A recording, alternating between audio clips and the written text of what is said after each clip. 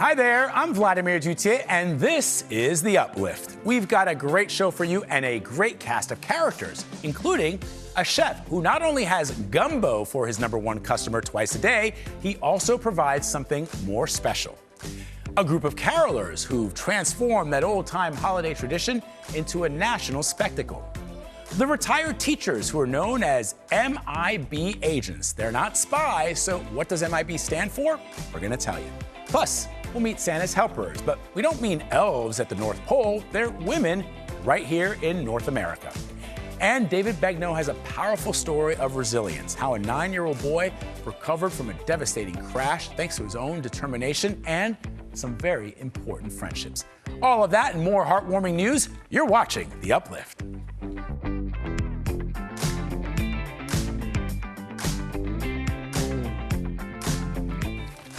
Welcome to The Uplift, the show that lifts you up for at least the next 30 minutes. We're going to begin with Steve Hartman and his story about the healing power of a cup of gumbo. At the Shrimp Basket restaurant in Pensacola, Florida, one customer has been a constant. For lunch, he always ordered a cup of gumbo, light on the rice, hold the cracker. And again at dinner, cup of gumbo, white rice, no cracker. It was that every day, twice a day, for 10 years. Appreciate you. Chef Donnell Stallworth says you can set your clock by this guy. Order! Mr. Hicks don't miss no day. We open the doors up. Mr. Hicks here to greet us. 78-year-old Charlie Hicks was omnipresent until last September, when he wasn't. Didn't show up for several days. I knew then something was wrong. Fearing the worst, Donnell left work in the middle of his shift and drove to Charlie's apartment. He knocked on the door repeatedly, but no answer. And right when I was finna turn, I heard a voice just like, help. And then I opened the door up. He was laying on the ground, and I didn't know what his conditions was. That's what's the scariest part right there. We don't know how long Charlie'd been lying there, maybe a few days. He was severely dehydrated and had 2 broken ribs. But thanks to Donnell, he would survive.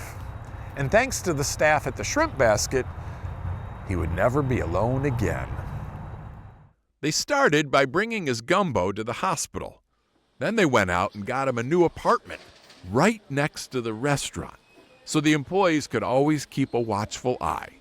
They got Charlie new appliances, fixed up the place just right, all so that this week, 3 months after the accident, You're late. Charlie could pick up with his routine right where he left off. There we go. He sat back at his favorite table and ordered his favorite dish. Nothing had changed, except their bond. I'm glad to have you back though, buddy. We made a connection. We made a connection. He's their uncle, he's their grandfather, he's their best friend. He all in one. Is it nice having them right next door now? Oh man, that's the best thing going. That's the best thing going. Donnell Stallworth, chef at a family restaurant. Emphasis on family. I'll be over more Steve Hartman, more often than you like. on the road in Pensacola, Florida. If you celebrated Christmas, you probably put up a tree, wrapped some presents, and listened to some holiday classics. Did you see any carolers at your house? You guys? Any carolers? Well, caroling may seem like an old-time holiday tradition, but Jerika Duncan met a group that's bringing it back in several U.S. cities. On a cold December night in New York City, Christmas past became the present. These are the Yuletide carolers. Jennifer Firestein brought her son Evan to this performance at the Langham Hotel for the 2nd year in a row. It's so wonderful that they put this on. So many memories in that. Husband and wife team Greg Martz and Susan Santoro created the first group 30 years ago. It was 4 of us. We figured, yeah, we found we'll two get 2 other people. We both sang. And we got like 2 or 3 jobs that year, and Thought, wow, this isn't bad. sure. It's fun. You know, didn't even think anything of it. It was a really. hobby. Now there are 17 groups made up of over 100 singers in 5 states. Where the tree. Performers audition in the summer, rehearse in the fall, and are fitted with a costume. Each handcrafted and inspired by Victorian styles of the 1860s. When they put on the costumes, their body energy changes. This year, Yuletide carolers have 250 performances across the country. They're gonna follow you all day. What? One man hired a quartet to follow his mother around in Colorado the entire day. The singers also visit hospitals and nursing homes free of charge. And those actually can be some of the most fulfilling, rewarding, heartfelt jobs that we've done. Their goal, they say, is to help everyone feel like they're home for the holidays. The music connects you with your past. What we would love for them to go away with is to emotionally go back to a place where they felt safe and they felt loved. And if we can take them there, even for a moment, we've done our job, and it's a wonderful feeling. Jerika Duncan, CBS News, New York. Coming up, we catch another holiday performance, the Nutcracker in Philadelphia. Find out how one of the star dancers almost missed his shot in the spotlight. And meet some of Santa's helpers who made sure that families in need got their presents this year.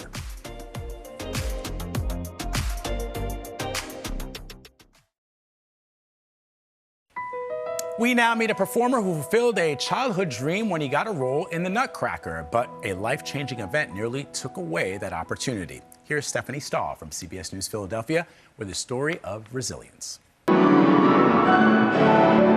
Nick Patterson rehearsing for his role as Cavalier in the Philadelphia Ballet's production of The Nutcracker.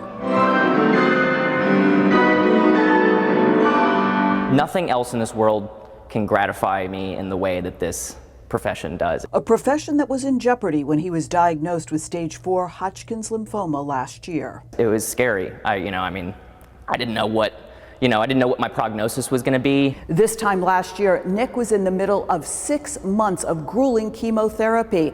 He was determined to get back to the Nutcracker. I'm getting to live out, my childhood dreams, but in a way that makes me feel so empowered as a human being because of what I was going through last year and where I am now. Now in remission, the 29-year-old is back in the studio with a big part in the famous holiday production. He's progressed so well, and he's been dancing so well and so solid and strong that we wanted to give him the opportunity this year, and we're very excited. Artistic director Angel Corella says Nick's bravery and determination have been an inspiration. It's not only a great lesson for him, but it's also a great lesson for the rest of the company and for me as well, of how positive and how just happy he is to be on the studio. So I think it's a very special Nutcracker for the both of us. Nick's wife Erin is also dancing in the Nutcracker. Where he was 1 year ago to where he is today is a stark difference. Against the odds, he's back in peak performing shape. How long did this comeback take you? It starts from a very basic foundation. He says after the last chemo treatment, it was 6 months of steady work to get back to his dream. I aspired to do this pas de deux from, when I was a kid. Now with much to celebrate this holiday season. Because now he's cancer-free and he gets to debut in this huge role. Stephanie Stahl, CBS News, Philadelphia. Did you know Santa has helpers right here in America? They're a little different than the elves at the North Pole, and Omar Villafranca got to meet them before Christmas. This West Michigan warehouse looks like Santa's workshop. You gotta make it into a bundle. We do. But these are volunteers with the Santa Claus girls. They're picking, wrapping, and bagging up thousands of presents for delivery to families who need a little extra help this Christmas. We have lots and lots of families that can't afford food. How are they going to have Christmas? Tina Hudson and Nancy Ditta and an army of volunteers help run the Santa Claus Girls. This year, thousands of boys and girls from 1 to 12 years old will get new toys, books, hand-sewn hats and gloves, and comfy pajamas. If it wasn't for the Santa Claus Girls, do you think that a lot of families in the area would have a Christmas?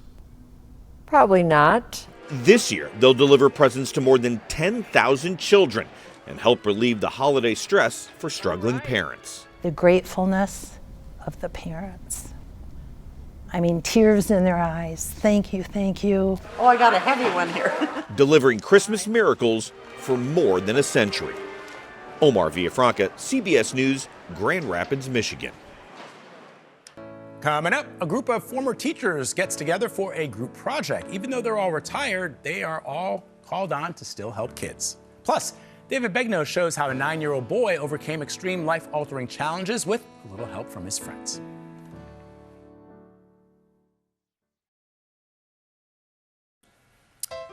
We introduce you now to a group of MIB agents. They aren't spies, they're retired teachers. So what's MIB all about?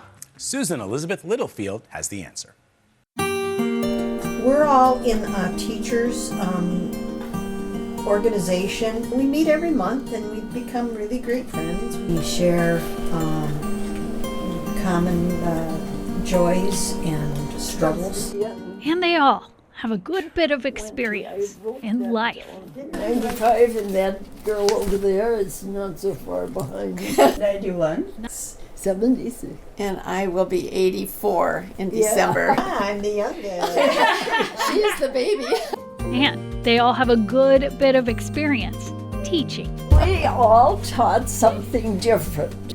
I'm a home economics teacher. I was a counselor for K through 6 kids. Taught kindergarten full-time for 33 years. I absolutely loved it. 40 years of teaching. I taught physical education all of those years. They've long since retired, but find themselves refreshed by this group project. It was Betsy who brought up this idea to our group and told us about it. It was an idea Betsy got from a family member who lives in New Hampshire, Ann Graham.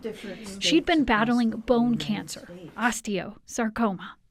She was in the hospital with the kids. Yeah, that's what I was going to say. And she saw that they did not have anything to do. So she did something, starting a letter writing group, MIB, Make It Better, specifically for kids with bone cancer.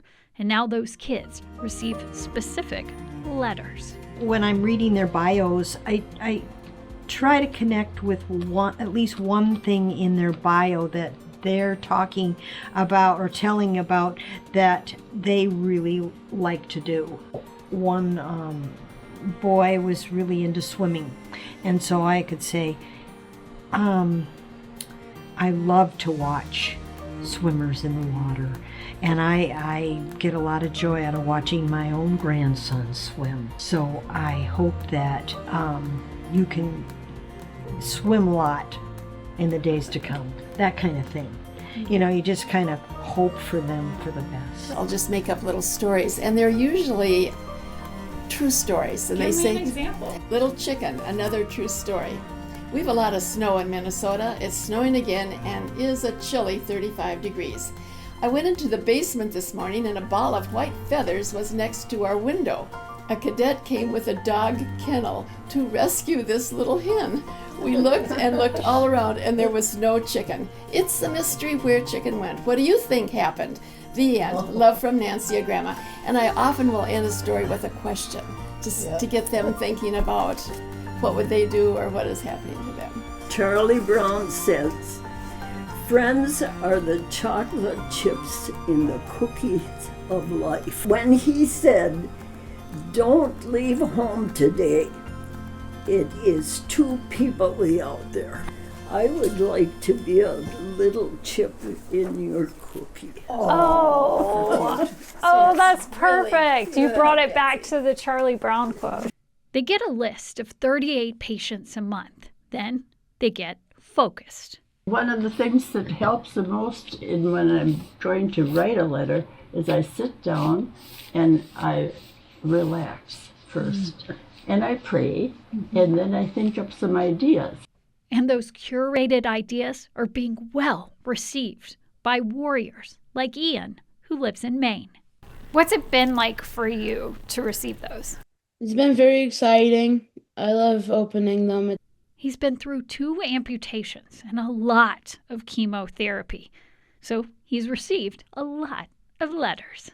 It always has this symbol on here that shows that it's from the MIB agent. And so every time a package comes in, he was super excited that it was from them. And knowing that people say in Minnesota care about your little boy, what does that mean to you? It's an amazing feeling that people are thinking about him and what he's gone through and have an understanding about osteosarcoma. It was very personalized also. It wasn't just, a random letter, which was really cool. It's nice. It's nice to know that there's a lot of people out there caring about us. Care shown in a classic way. It's fun to get the letters. It's different than being on social media. It's fun to actually receive hard things, not like just staring at a screen and scrolling. That's cool. We come from an age of letters. That's how we communicated all the time.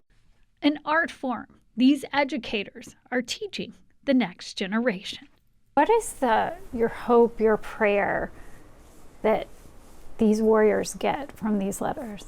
That they are cared for, that they are loved, that other people are thinking of them, that they're not alone, because it could be just very, very difficult. We're in the business of encouragement. Yeah. And I love the word encouragement because cor is heart, and to encourage is to put heart and feeling and caring into what you're doing. That's beautiful. Teachers who deeply understand their own assignment. In Fridley, with photojournalist Tony Peterson, Susan Elizabeth Littlefield, WCCO News. Coming up, the story of a 9-year-old boy severely injured when a plane crashed into a busy Philadelphia road. His life changed forever, but his friends, well, they stayed put.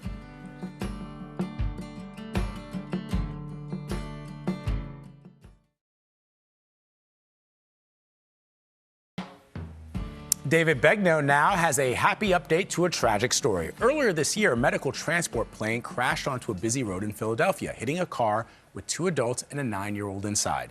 The boy's life changed forever, but his best friends didn't.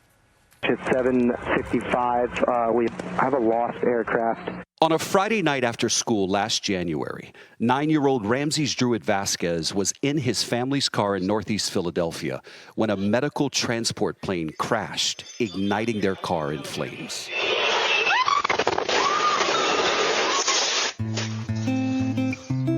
His dad and his dad's girlfriend were trapped inside the car and died from their injuries. A stranger at a nearby restaurant rescued Ramses. He was burned on 90% of his body. Doctors were not sure if he would survive. His mother, Jamie, stayed with him in the hospital for more than 9 months. Like, why? Like, how did that happen? He's a good kid, just, wrong place, wrong time. As Ramses was fighting for his life, his friends at Mastery Smedley Elementary School, where he attended, were looking for ways to help.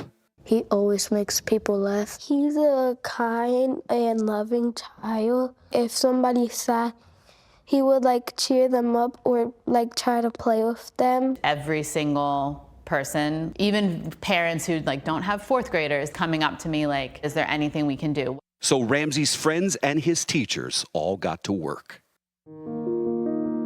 3 of our staff members went to Boston and visited Ramses. They brought cards and letters that the kids had written. Our school social worker, Nicole Enriquez, had students make origami to hang in his hospital room.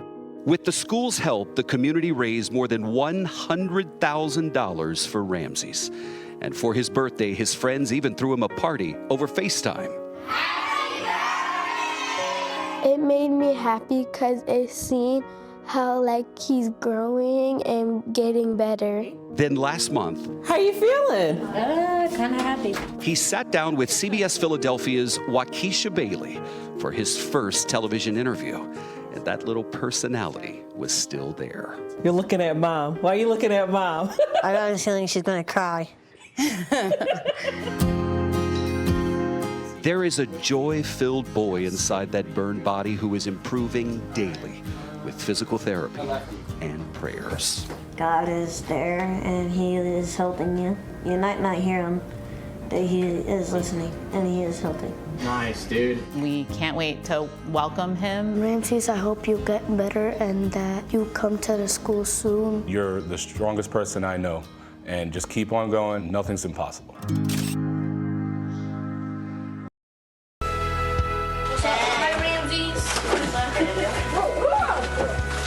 Hi, Ramses. Hi, Ramses. What's up, bro? Guys, hey, Ramses. How you feeling today? Good, how are you? Pretty good, pretty good. We're just so excited to be here. Tell me who these folks are to you. These are all my best friends. Most of us knit in class and some of us knit in recess. Soccer has been a popular game, and we saw that you were practicing your soccer skills. You better have them on because these boys, oh no, they're competitive in that soccer field. Yes. Let's see what's in there. I can already see something started there. Pull it out for him. Well, Mikey. Buddy, not 1 week has gone by where your friends were not asking how you're doing. What are you looking forward to next? Going home and back to school, doing math, reading, science.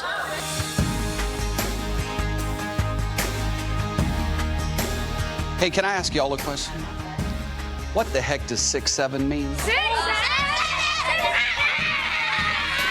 1, 2, 3.